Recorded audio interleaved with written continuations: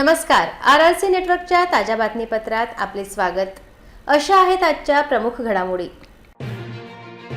Headlines प्रस्तुत करता Marks the readymade multibrand showroom.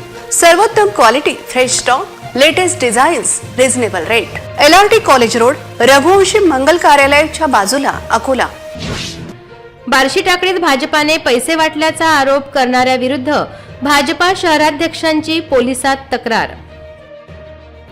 महानगरपालिका पेन्शन घोटाळ्यातील आरोपी अजूनही मोकाट, आयुक्त कारवाई करणार का? जिल्हा परिषद कृषी विभागाने घेतला पेरणीपूर्व आढावा, खरीप हंगामातील पेरणीचे नियोजन पूर्ण. रामलता बिझनेस सेंटर समोरील महामार्गावर खासगी लक्झरी रस्त्यावर अपघाताची शक्यता. जिल्हाधिकारी निवासस्थानासमोरील रस्त्यावर अनधिकृत पार्किंग, ऑटो चालकांवर कारवाईची मागणी. आता सविस्तर बातम्या. लोकसभा निवडणुकीत भाजपाकडून बार्शी टाकडीत पैसे वाटप केल्याबाबत साहिल अग्रवाल नामक व्यक्तीचा एक व्हिडिओ सोशल मीडियावर व्हायरल झाला होता. मात्र या व्यक्तीचे नाव अग्रवाल नसून सुनील भगत असल्याचे सांगत त्याच्या विरोधात बार्शी टाकडी भाजप शहर अध्यक्ष धाईत यांनी पोलिसात तक्रार केली आहे. मात्र या निमित्ताने पैसे नेमके कोणी वाटप केले हा प्रश्न अनुत्तरित आहे.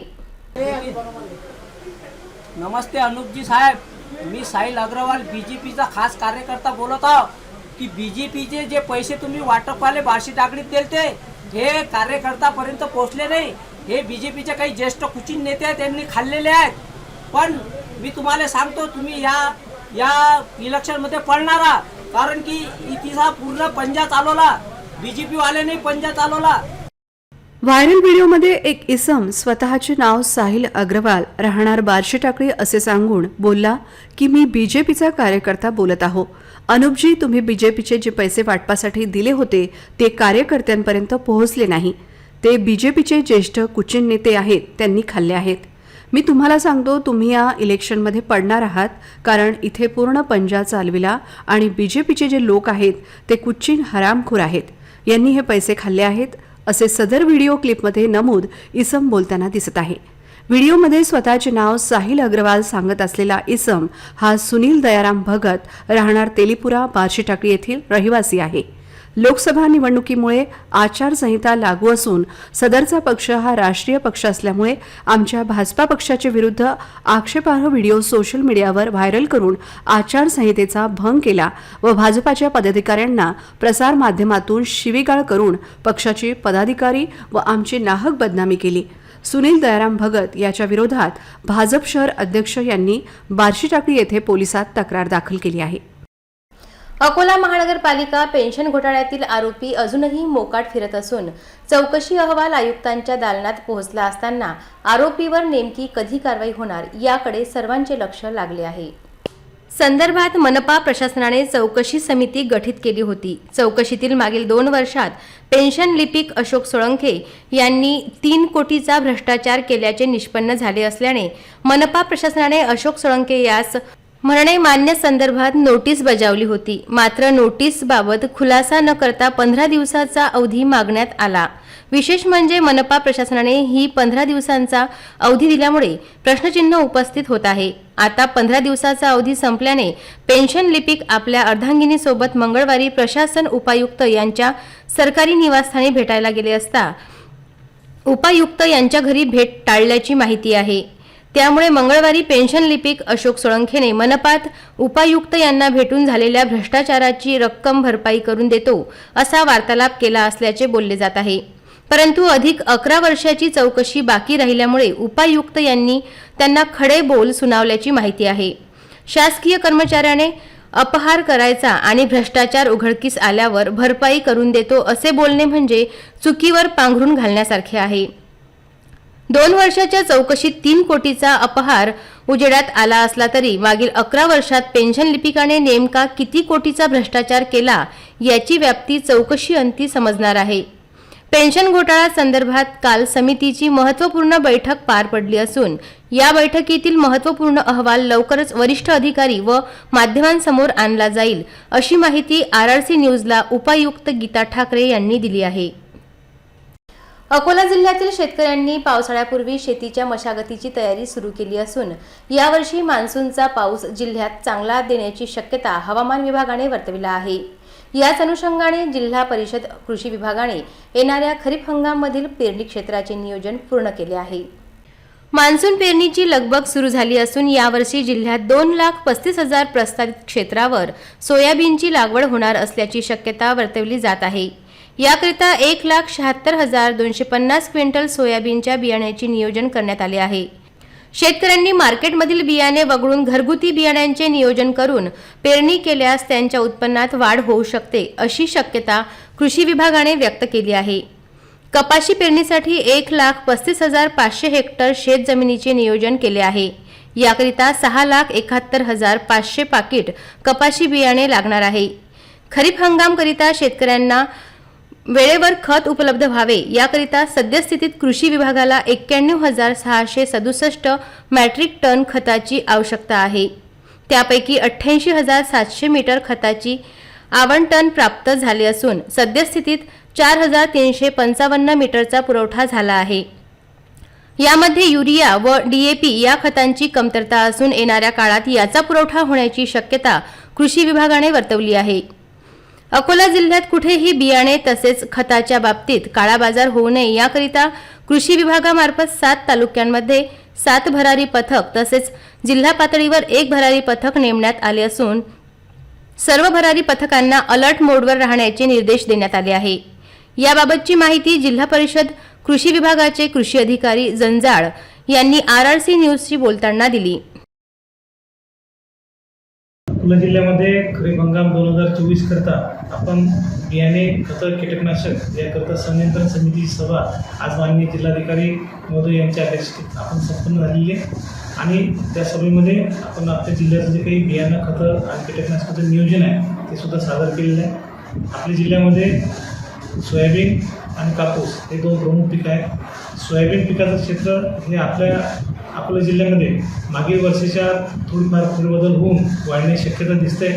आपल्या जिल्ह्यामध्ये यावर्षी सोयाबीन पिका जवळपास 2,35,000 हेक्टर एवढं क्षेत्र पेरणी होईल असं अपेक्षित आहे।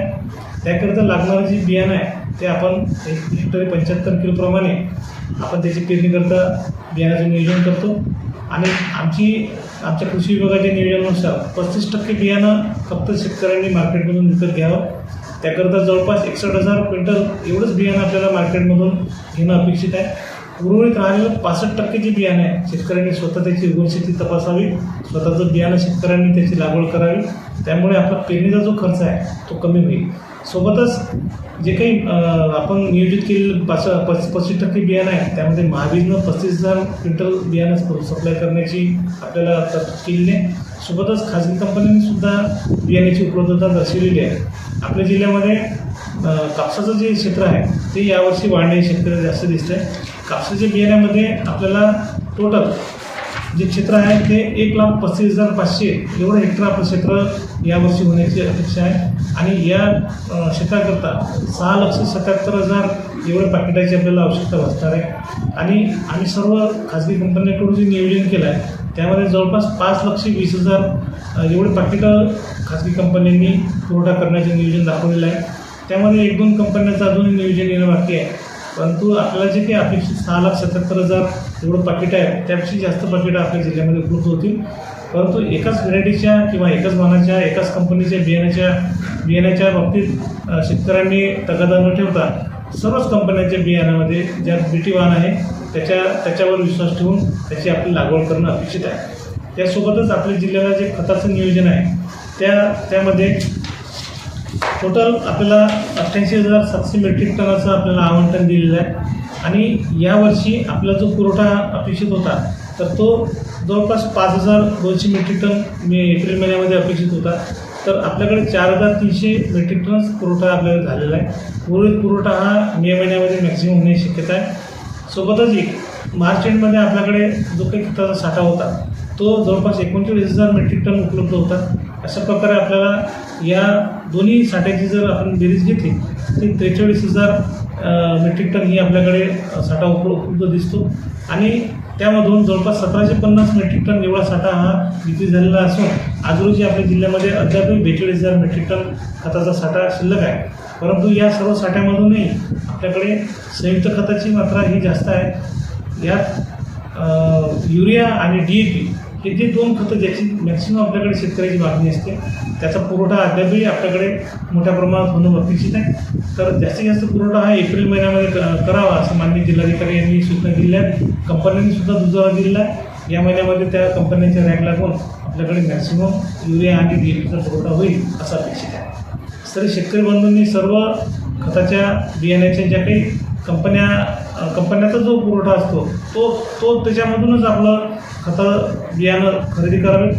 जो काही अवैध किंवा कुठल्याही प्रकारे ज्याला परवाना नाही अशा प्रकारचा कुठलाही खतं किंवा कीटकनाशक किंवा बियाण्याचा कोणताही साठा खरेदी करू नये असं कृषी विभागाने मी शेतकऱ्यांना आवाहन करतो.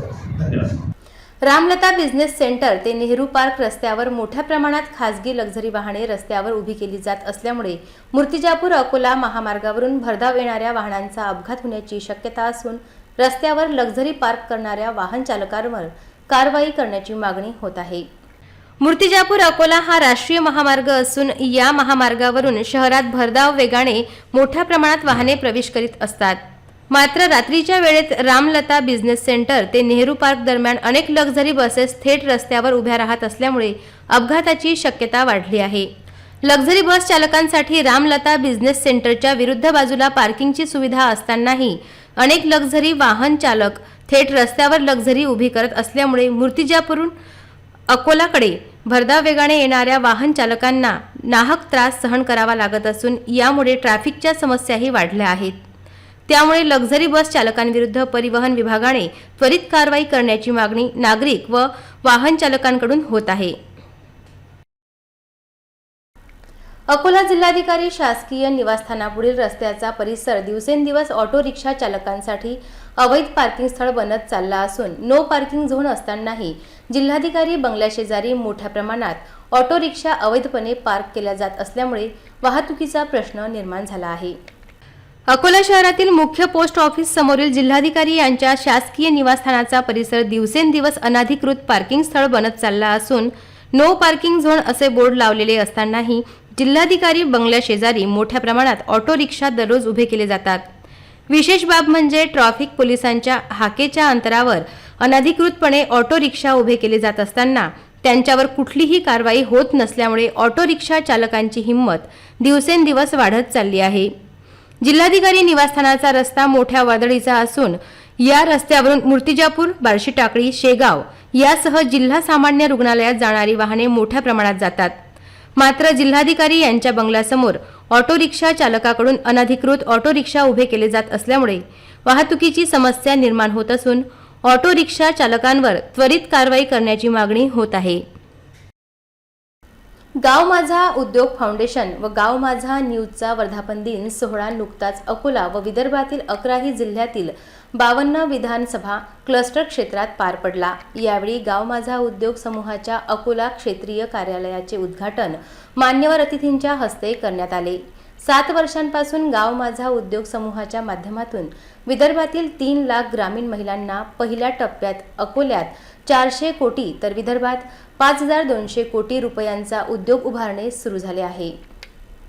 गाव माझा उद्योग फाउंडेशनच्या माध्यमातून विदर्भातील ग्रामीण भागांमध्ये अन्न, खाद्य व कृषी प्रक्रिया उद्योगांची निर्मिती तसेच रोजगारांच्या अनेक संधी उपलब्ध करण्याच्या उद्देशाने मागील 7 वर्षांपासून अखंडपणे कार्य सुरू असून गाव माझा उद्योग फाउंडेशन व गाव माझा न्यूज चॅनलचा वर्धापन दिन सोहळा अकोल्यातील गोरक्षण रोड स्थित नूतन कार्यालयामध्ये पार पडला. यावेळी सहयोग फायनान्स ग्रुपचे संस्थापक आशिष माहिती, जनता एज्युकेशन सोसायटीचे सचिव दिनेश काठोके यांच्यासह मान्यवरांची उपस्थिती होती. गाव माझा उद्योग फाउंडेशनचे संस्थापक अध्यक्ष तसेच महाराष्ट्र राज्य ग्रामीण पत्रकार संघाचे राज्याध्यक्ष व इंजिनियर पवनजी वानखडे यांच्या संकल्पनेतून गाव माझा उद्योग आज महाराष्ट्रभरात अनेकांच्या हातांना रोजगार देण्यासाठी कार्य करीत असून आतापर्यंत तब्बल रुपये 5,200 कोटी रुपयापर्यंतचा उद्योग निर्मितीचा जिल्हास्तरीय जिल्हा उद्योग केंद्रासोबत रुपये 5,200 कोटींचा MOU सामंजस्य करार पार पडला असून उद्योग उभारण्यासाठी प्रोजेक्टची प्रशासकीय व इतर महत्त्वाची प्राथमिक कामे विदर्भात युद्ध पातळीवर सुरू आहेत. गाव माझा उद्योगचे विदर्भातील मुख्य कार्यालय नागपूर येथे असून दुसरे मुख्य कार्यालय पश्चिम विदर्भातील अकोला येथे सुरू करण्यात आले असून गाव माझा उद्योग फाउंडेशनच्या माध्यमातून रोजगार निर्मितीसाठी प्रयत्न केले जात आहेत. यामुळे ग्रामीण भागातील महिलांसह बेरोजगार युवकांना मोठ्या प्रमाणात रोजगाराच्या संधी उपलब्ध होणार आहेत. याबाबत गाव माझा उद्योग फाउंडेशनचे संस्थापक पवनजी वानखेडे यांनी सविस्तर माहिती दिली.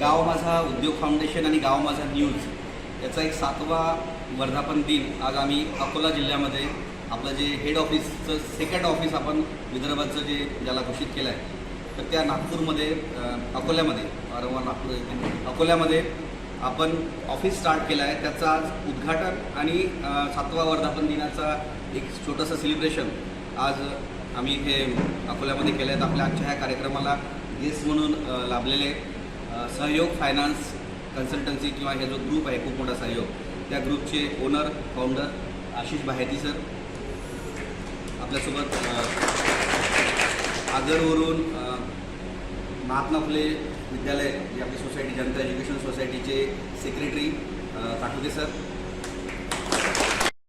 ची टीम आहे. सर्व टीमचं मी धन्यवाद देतो आहे की आपण सर्व चांगल्या पद्धतीनं विदर्भात याचं सेलिब्रेशन करताय.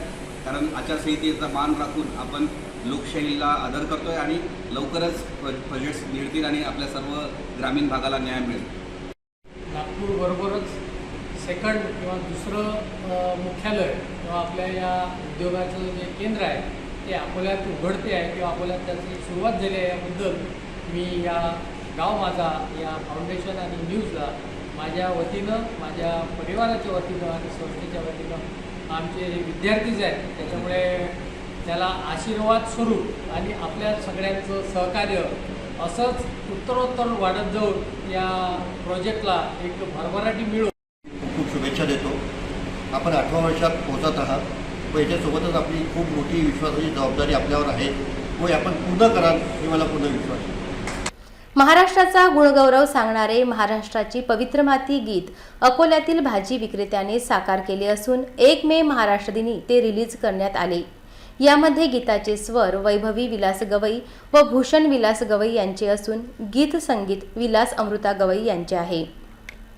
1 मे रोजी महाराष्ट्र दिन साजरा झाला. याचे औचित्य साधत महाराष्ट्राच्या पवित्र मातीची महती सांगणारे गीत अकोल्यातील एका भाजी विक्रेत्याने तयार केले असून महाराष्ट्राची पवित्र माती या नावाने वैभवी गवई या यूट्यूब चॅनलवर अपलोड करण्यात आले आहे. गीताचे स्वर वैभवी विलास गवई व भूषण विलास गवई यांचे तर गीत संगीत भाजी विक्रीची व्यवसाय करणारे विलास अमृता गवई यांचा असून यासाठी संगीत नियोजन जय गुरु तर छायाचित्रण व संकलन विश्वास साठे यांनी केले आहे. वैभवी गवई या यूट्यूब चॅनलवर अपलोड करण्यात आलेल्या महाराष्ट्राची पवित्र माती या गीताला लाईक व सबस्क्राईब करण्याचे आवाहन विलास गवई यांनी केले आहे. पाहूया महाराष्ट्राची पवित्र माती या गीताची एक झलक.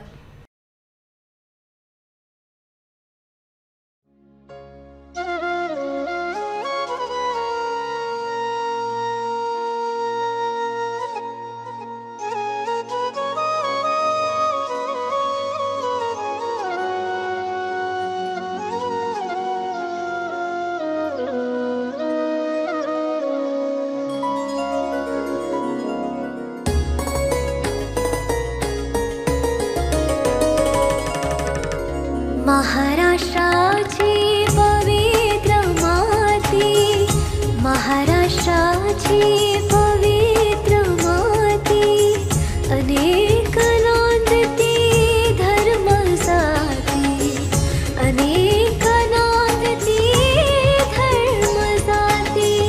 धनधान्याच्या लागती राशी, पिकती हिरे माणिक मोती, पिकती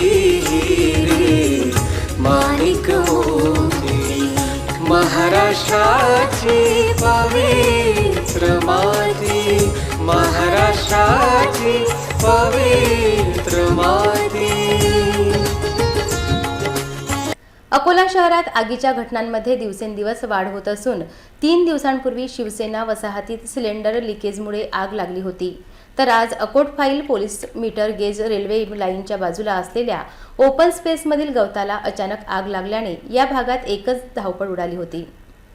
अकोटफाईल पोलीस स्टेशन हद्दीतील अकबर प्लॉटमधील खुल्या जागेत मागील अनेक दिवसांपासून मोठ्या प्रमाणात गवत निर्माण झाले असून आज अचानक गवताला आग लागल्याने या भागात मोठ्या प्रमाणात धूर निर्माण झाल्याने वयोवृद्ध नागरिकांना श्वसनाचा त्रास जाणवत होता. त्यामुळे गवत कायमचे साफ करण्याची मागणी स्थानिक नागरिकांनी केली आहे. अखेर स्थानिक नागरिकांनी लागलेल्या आगीच्या बाबत अग्निशमन विभागाला माहिती दिली असता अग्निशमन विभागाने घटनास्थळी पोहोचून आग आटोक्यात आणली. आज ये ओपन ग्राउंड मैदान में घास में बहुत आग लग गई है. इससे पहले भी लगी थी और ये धुएं की वजह से हमारा पूरा महल्ला छुप गया है. और गाड़ी को फोन लगाए तो गाड़ी अभी तक क्या ही नहीं आने में बोलते.